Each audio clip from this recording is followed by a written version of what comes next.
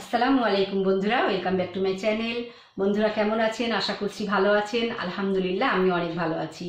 বন্ধুরা আবারও একটা নতুন ব্লগ নিয়ে আপনাদের সামনে চলে এলাম। আমি তো আগের ব্লগে আপনাদের বলেছিলাম যে আমার মেয়ে অ্যানুয়াল বিজনেস মিটিংয়ের জন্য ওদেরকে আর কি অফিস থেকে লোনাভলা নিয়ে যাবে মুম্বাই।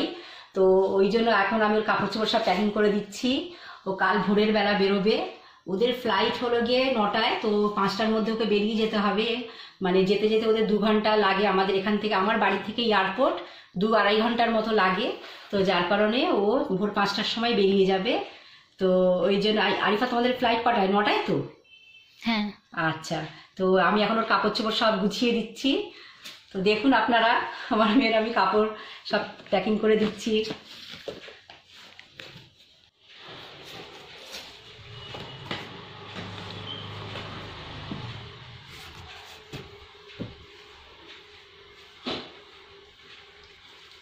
এই লং ফ্রকটা আরিফা এই ফ্রকের সাথেই রাখছি, এইগুলো একসাথে একদিকে। তারপরে জিন্সের প্যান্ট রাখছি।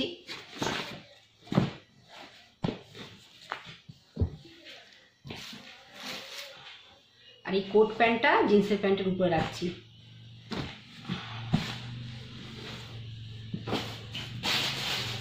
হিজাবগুলো কোথায় রাখবো? হিজাবগুলো এখানে রেখে দাও। আচ্ছা ঠিক আছে, হিজাবগুলো তাহলে পরে রাখছি। এগুলো আগে রেখে দিই। এই শার্ট। এই তো বন্ধুরা, ওর লাগেজ গোছানো হয়ে গিয়েছে। এই তো আমি গুছিয়ে দিয়েছি। আর এই ফাইলটা নিয়ে যেতে হবে, এটাও সবার প্রথমেই লাগবে, এই জন্য এটা উপরে রেখেছি। আর কিছু ঢোকাতে হবে আরিফা? হ্যাঁ, মেকআপটা। হ্যাঁ, মেকআপ তো তোমার লাগবেই, মেয়েদের মেকআপ না হলে কি আর হয়, তাই না? তো মেকআপটা তুমি তাড়াতাড়ি বার করে ওটা তুমি কোথায় রাখবে একটু রেখে দাও। হ্যাঁ ঠিক আছে বন্ধুরা।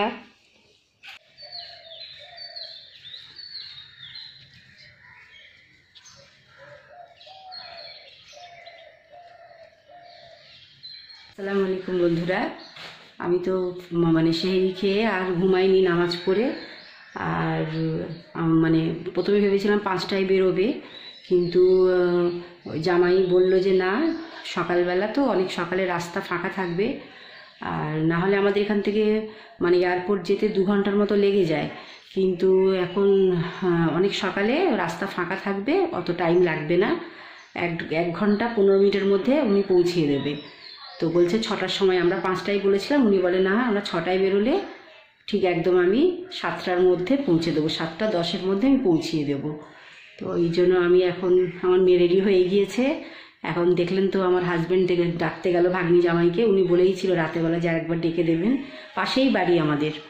তো মেয়ে রেডি হয়ে আছে, এবারে বেরোবে। এই তো বন্ধুরা, আমরা বেরিয়ে পড়লাম। সামনে ভাগ্নি জামাই আর কি গাড়ি বার করছে। এই তো আমার মেয়ে চলে যাচ্ছে।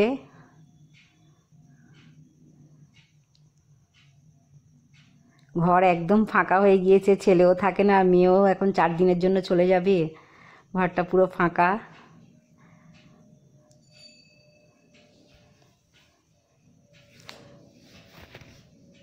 এই তো ভাগ্নি জামাই, এটা মানে আমরা কোথাও গেলে এই জামাইয়ের গাড়ি করেই আমার মেয়ে যায়।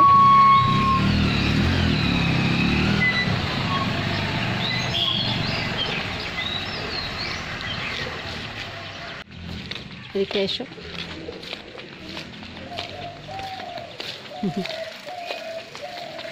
এখন মেয়ে কদিনের জন্য? 4 দিনের জন্য। 4 দিনের জন্য এখন বাড়ি ফাঁকা। চলো আমরাও কোথাও গিয়ে ঘুরে আসি।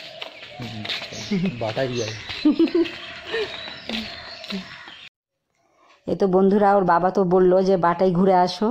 তো আমি ওটাই সুযোগে, বলে না সদ্ব্যবহার, আমি বললাম তাহলে ঠিক আছে, আমি বাটাই চলে যাই একদিনের জন্য। তো বলছে কার কাছে যাবে, বাপের বাড়ি না বুবুর বাড়ি? আমি বললাম যে আমি আমার বড় বুবুর বাড়ি যাব, আর আমি না জানিয়েই যাব, সারপ্রাইজ দেবো।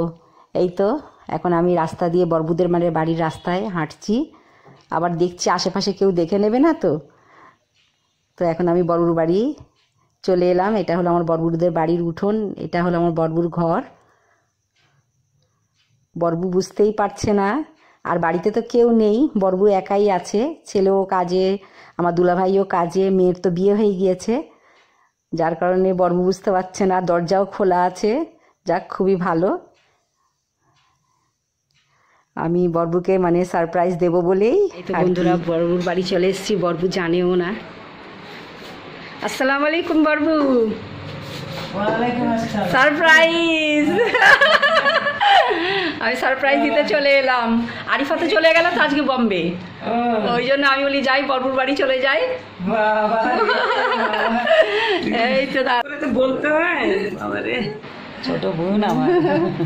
এই তো বন্ধুরা, আমার বড় বুবু আর আমি, মেয়ে চলে গিয়েছে বলে আমি আমার বড়কে সারপ্রাইজ দিয়ে দিলাম এসে। বাবা সে শুনলে কি খুশি হবে, কোন দেখিস কর না। আরে চলো। এই তো বন্ধুরা, আমি আমার বড়বুর ঘরে যাচ্ছি উপরে।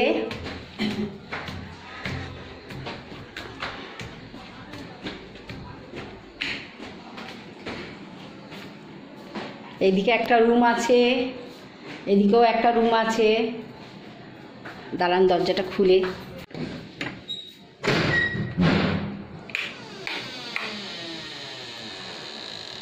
এই তো, এটা আমার বড়বুর বেডরুম।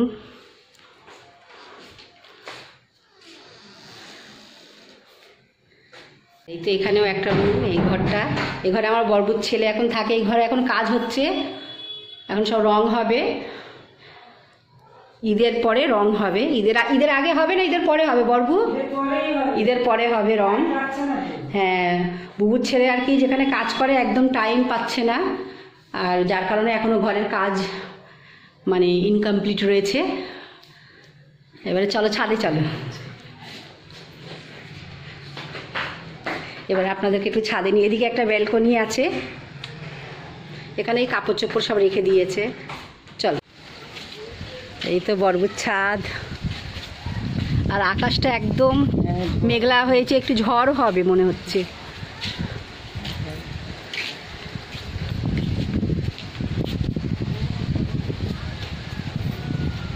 এই যে আমাদের বড়বুর ঘরের সামনে, এই যে নিচে উঠোনটা দেখতে পাচ্ছেন, পেয়ারা গাছ আছে।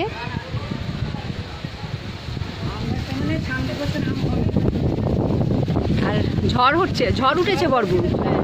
এদিকে একটা নারকেল গাছ আছে, এদিকে দেখুন কত নারকেল গাছ। আমার বড়বুর অনেক নারকেল গাছ, পেছনেও অনেক জায়গা আছে। এই যে এগুলো সব আমার বড়বুদের জায়গা। এগুলো এখন ভবিষ্যতে হয়তো কিছু করবে, অনেক জায়গায়। এই নারকেল গাছগুলো সব আমার বুবুদের। সেই যে আমার বুবু দাঁড়িয়ে আছে। আমার বড় বুবু হলো মানে আমাদের সব ভাই বোনদের মায়ের মতো। আমার আব্বা মা নেই, কিন্তু আমরা বুঝতে পারি না। আমার বড় বোন আমাদেরকে মানে মায়ের যে ভালোবাসাটা, আমার বড় বোন আমাদের সেটা পুরো করে। আমাদের সব ভাই বোন, আমরা অনেক ভাই বোন, সবাই আমরা আর কি আমার বড় বোনের কাছে সবাই সবাইকে প্রচুর ভালোবাসি। আর মানে বড় বুবুর কাছে একটু আসলে যেন মনে হয় মায়ের মতো আর কি, মা। হ্যাঁ, মনে হয় যেন আমাদের মা আছে আর কি। এই তো আমার বড় বুবু। ঠিক আছে বন্ধুরা, আবার নিচে যাব, তখন আবার আপনাদেরকে দেখাবো। বড়বু এখন খুব ব্যস্ত হয়ে গিয়েছে, হঠাৎ করে আমি সারপ্রাইজ দিয়ে দিয়েছি বলে। এখন রোজা করছে, বড়বুও রোজা করছে, আমিও রোজা করছি, তাই এখন ইফতারি সব জোগাড় করবে। খুব খুশি হয়েছে, না বলে চলে এসেছি, বেশি খুশি হয়েছে।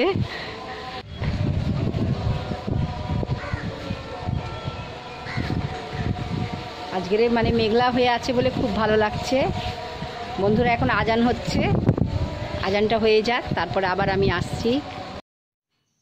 এই তো বন্ধুরা, আমার বুবু সব ইফতারি রেডি করে আমাকে ডাকলো, দস্তরখান বিছিয়ে আর সমস্ত ইফতারি রেডি করে নিয়েছে।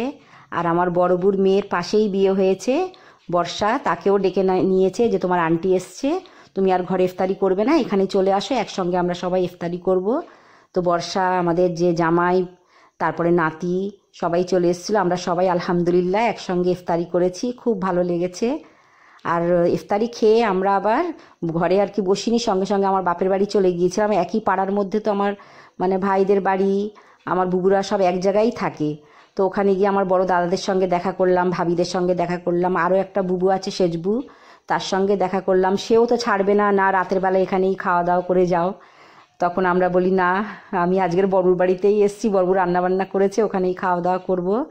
তো তারপরে ওখান থেকে এসে মানে 9টার মধ্যে আমরা ওখান থেকে চলে এসেছি, কারণ নামাজ বাকি আছে, তারাবি বাকি আছে। এসে নামাজ পড়ে তারাবি পড়ে তারপরে আবার রাতে খাওয়া দাওয়া করেছি। এই তো এটা হলো আমার বড় বুবুর মেয়ে বর্ষা, আর এটা হলো জামাই। আর জামাই আমাদের খুব ভালো মানুষ, খুব ভালো আর কি মনের মানুষ, খুবই ভালো। আর জামাইও খুব খুশি হয়েছে, আমাকে আবার বলছে আন্টি আমাদের বাড়িতে যাবে না? আমি বললাম না, পরের বারে এসে তোমাদের বাড়িতে যাব। তারপরে এই তো রাতে আবার বরবু দুপুরে লোটে শাক রান্না করেছিল আর চিকেন আলু, আর আমি যেতে আবার আমার বরবুর ছেলে মাটন নিয়ে আসলো, সেই মাটন রান্না করলো। তা খাওয়া দাওয়া করে আমরা শুয়ে পড়েছিলাম। তারপরে সকালবেলা আমার আরও একটা বুবু মেন রোডের উপরে থাকে, সেই বুবু আবার আমাকে ফোন করে বলছে যে না তুমি এখানে হয়ে যাবে। আবার সেই বুবুর কাছে গেলাম, বুবু আবার রাতের রান্না বান্না ভাত তরকারি করে দিল, তারপরে ইফতারি রেডি করে দিল। মানে বাড়িতে এসে আর আমাকে আলহামদুলিল্লাহ কিছুই করতে হয়নি। আমি 5টার মধ্যে ঘরে চলে এসেছিলাম, এসে খাওয়া মানে ঠিক আজানের কিছুক্ষণ আগে চলে এসেছিলাম, তারপরে ইফতারি করে আর রেস্ট নিয়েছি। তো বন্ধুরা, ব্লগটা এই পর্যন্ত কেমন হয়েছে অবশ্যই আমাকে কমেন্ট করে জানাবেন। আমার ভিডিওকে লাইক, নতুন বন্ধু যারা আমার চ্যানেলকে দেখছেন সাবস্ক্রাইব